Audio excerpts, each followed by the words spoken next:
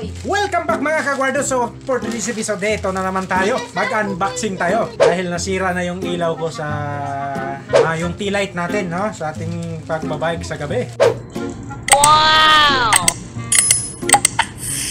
So ngayon, umorder ako sa Shopee. Tingnan natin kung legit. Ito na siya. Ano pangalan nito? Red with blue. 99, isang piraso. Dalawa. Tatlo yan. Dalawa lang to. So, ito na. Bilis na natin nakabukas, no? Ano to, Bob?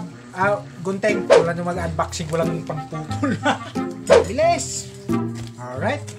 Ito na mahiwagang box. Ang pagkalagay niya is ito lang.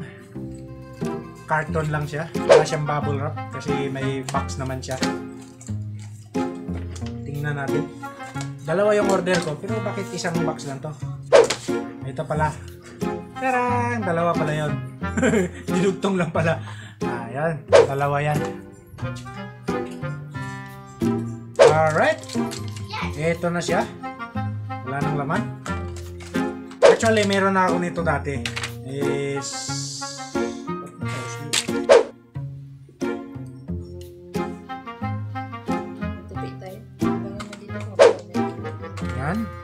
Red, blue, USB rechargeable headlight.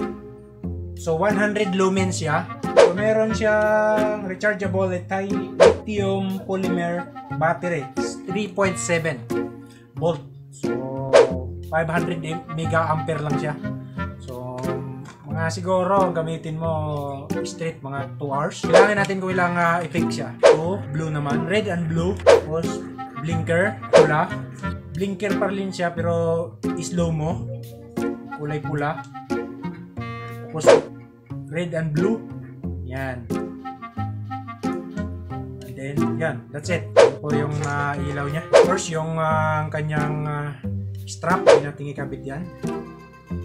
Ikabit natin. Yan. Pwede na natin ikabit yan sa ating bike or helmet. Sa akin kasi helmet. Bugs! Akin yung helmet ko. Ito yung tawag niya cord. Ito lang kasama niya cord. Alright, nakabit na natin sa ating helmet. Ganyan po siya.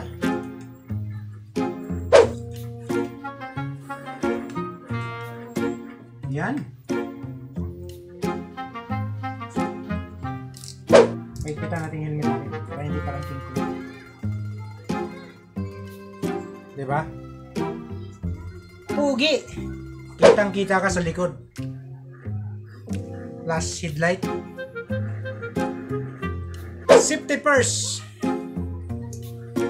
Hindi nang tanggal. So itong isa, ilagay ko to sa bike carrier para makita naman yung saan yung bike ko.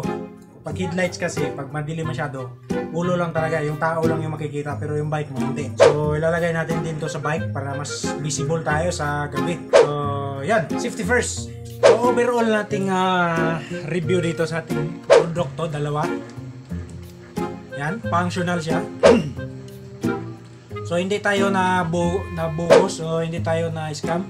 Legit yung shop na nabila natin, umilaw siya, functional. Functional, ha? Okay? May magagamit na tayo sa gabi.